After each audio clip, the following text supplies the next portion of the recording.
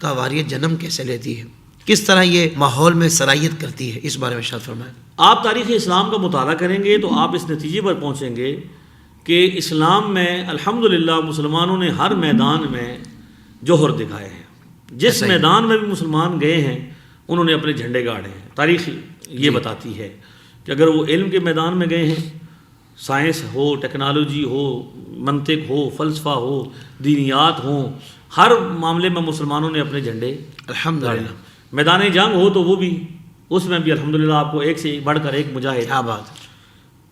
اب جب دشمنان اسلام کا سامنا مسلمانوں کی مجاہدین سے ہوا جی، تو ظاہر ہے جب کوئی کسی بھی قوم کی آپس میں جنگ ہوتی ہے تو جو ہارنے والی قوم ہے وہ جائزہ لیتی ہے کہ کون سی ایسی کمزوری ہے جو ہم میں ہے اور دوسروں میں ہمارے مد مقابل میں نہیں ہے، اور وہ ہر وقت فاتح ہوتے ہیں۔ تو جب مسلمانوں کو ہر میدان میں اللہ تعالیٰ نے فتح دی اور کسی بھی میدان میں یہ زیر نہ کر چکے تو پھر دشمنان اسلام نے کیا کیا؟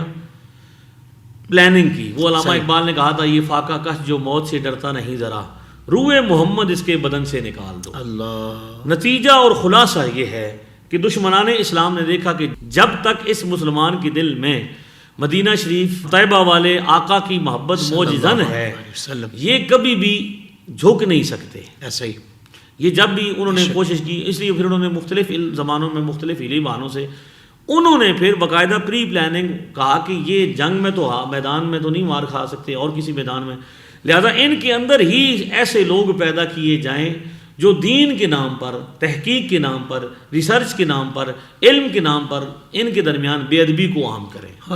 مسلمان سب کچھ ہو سکتا ہے لیکن بے ادب نہیں ہو سکتا۔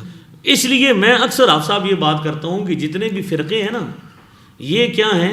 یہ سب الحاد کا پہلا دروازہ ثابت ہوتے ہیں۔ جی جی جی، منکرین کے مختلف گروہ ہیں آج بھی آپ جی ہاں جی ہاں، پہلا دروازہ، بالکل ٹھیک۔ پہلے کچھ چھوٹا سا وہ انکار کرتے ہیں، چلو ہم جی فقہ نہیں مانتے جی، کچھ عرصہ پہلے کیا تھے، ہم یہ مسئلہ نہیں مانتے جی، کرتے کرتے نہ ماننے کی روش کہاں تک پہنچی گئی؟ کوئی کہتا ہے امام کو نہیں مانتا، اب کوئی کہتا ہے میں حدیث کو نہیں مانتا، یہاں تک کہ اب قرآن پاک تک بھی اعتراضات کا سلسلہ۔ الیاذ باللہ۔ ٹھیک ہے، وہ کراچی میں ہی بندہ بیٹھا ہوا ہے جس نے کہا تھا کہ قرآن پاک میں گرامر کی نعوذ باللہ غلطیاں موجود ہیں، اسلام کے اسکالر ہو کر پگڑیاں ہیں مسلمانوں جیسی باندھ کے، تو انہوں نے کیا کیا، ان کی مسلمانوں کی شکلوں میں اسکالر کی صورت میں ایسے لوگ تھے جو طاقتیں تھیں مغربی کہ مسلمان تو جھک نہیں رہے جی، تو انہوں نے اسلام کے اندر مسلمانوں میں تفرقہ پیدا کرنے کے لیے، انتشار پیدا کرنے کے لیے مختلف گروہوں کی بنیاد رکھی۔ صحیح۔ یہی وجہ ہے کہ کوئی 1890 میں پیدا ہوا، کوئی 1911 میں پیدا ہوا اور کوئی 2008 میں پیدا ہوا۔ اب تو ایسا بھی آپ کو فرقہ ملے گا۔ فرقہ،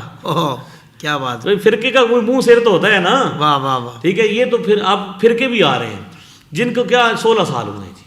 آپ کب سے پیدا ہوئے ہیں؟ اللہ ہے جی، ہم وہ کہتے ہیں بھی 16 سے 14 1200 سال کا جو نظام ہے میں نے چیلنج کر دیا۔ میں نے کہا کمال ہو گیا بھائی، اسلام آئے 1400 سال پہلے اور اسلام کو صحیح سمجھنے والا آئے 2008 میں، تو لیٹ نہیں ہو گئے؟ کیا بات، تھوڑے سے لیٹ نہیں ہو گئے؟ ٹھیک ٹھاک لیٹ ہو گئے۔ ہاں جی، لہٰذا یہ جو نئے لوگ ہیں نا جی، ان کو پیدا کیا گیا کہ اب آپ دیکھ لیں کہ انکار کا معاملہ، انکار اصل میں ایک مرض ہے، جسے قرآن نے کیا کہا، فی قلوبہم مرض فزادہم اللہ مرضا۔ یہ مرض جب بڑھتا جاتا ہے، انکار کی کیفیات کیا ہوتی ہیں؟ بڑھتی جاتی ہیں، حتیٰ کہ وہابیت سے شروع ہونے والا قدم الحاد تک نتیجہ جا کے بندے کا پہنچتا ہے۔ اسی لیے یہ میرے سامنے کتاب ہے ہدایت المسلمین، ہمارے علاقے کے بہت بڑے بزرگ حضرت میاں محمد بخش رحمۃ اللہ علیہ، محدث آپ کشمیر ہیں، بہت بڑے عالم تھے اپنے زمانے میں، انہوں نے ایک کتاب لکھی ہدایت المسلمین۔ اس کے شروع میں جب وہ انہوں نے رد لکھا تو وہ یہ کہتے تھے کہ دراصل یہ ملحد ہیں۔ یہ کیا ہے؟ ملحدین کا ایک گروہ ہے۔ اس وقت میں سوچتا تھا کہ میاں صاحب نے شاید سختی فرمائی ہے کہ الحاد کے ساتھ اس کو جوڑا ہے، تو لیکن جب آپ نتیجہ دیکھیں گے، کسی بندے کا بھی سفر دیکھ لیں، جو آج فتنہ بن چکے ہیں لوگ، انہوں نے سفر کہاں سے شروع کیا؟ پہلے وہ ہمارے گروہ میں تھے، مسلمان ہوتے تھے، پھر انہوں نے کہا نہیں جی ہم تھوڑا سا آگے، لیکن وہاں پہ ان کو مزہ نہیں آیا، ان کا نہیں تھوڑا سا اور اوپر، تو پھر ہر درجے میں ایک گروہ پیدا کیا گیا کہ جس کو جہاں پہ مزہ آتا ہے۔ اب تو نئے جدید طریقے بھی اپنائے جا رہے ہیں جی ہاں، تو لہٰذا انکار کی جو مسلمان کے اندر ایک روش پیدا کرنی، یعنی اصل میں فرقہ کیا ہے؟ انکار کا ہے۔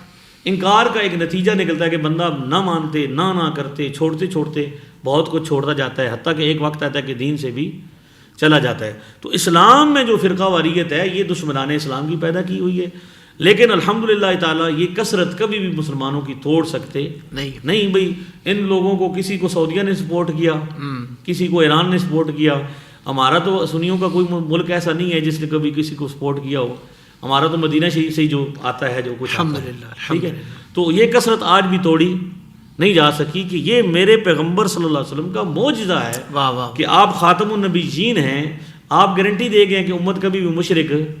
کبھی آپ نے غور فرمایا کہ ہمارے سارے معاملات کو وہ شرک کہتے ہیں جی، ہمیں وہ کیا کہتے ہیں جی مشرکین کہتے ہیں، لیکن ہمارے پیچھے نمازیں بھی ہو جاتی ہیں. ان کی ہو جاتی ہیں. ہم ان کے پیچھے نہیں پڑھتے جہاں بھی جائیں، لیکن وہ ہمارے پیچھے پڑھتے ہیں. اس کا مطلب یہ ہے کہ وہ جو ہم پر فتویٰ لگاتے ہیں خود بھی اس پر مطمئن وہ نہیں ہے عملی طور پر. جی، ان کو پتہ ہے کہ ہم نے الزام لگایا ہے مگر وہ ثابت کبھی نہیں ہو سکا. وہ نہیں شرک کا. تو لہٰذا جو اصل مسئلہ ہے فرقہ واریت جو آپ نے کہا کہ کیوں بنائی گئی، تو اسلام کی طاقت کو توڑنے کے لیے، مسلمانوں کو کیا کرنے منتشر کرنے کے لیے. تو ہر زمانے میں کوشش کی گئی، آج بھی جاری ہے الحمدللہ. اس زمانے میں بھی علماء کرام نے ہر زمانے میں مقابلہ کیا ہے، تو الحمدللہ آج بھی کر رہے ہیں. زندگی کے تمام شعبوں میں دینی رہنمائی حاصل کرنے اور آخرت کو بہتر کرنے کے لیے ہمارے YouTube channel Islamic digital studio کو سبسکرائب کر لیں اور بیل آئیکن بھی پریس کر لیں. قرآن سے بھی ملاتا ہے ہمارا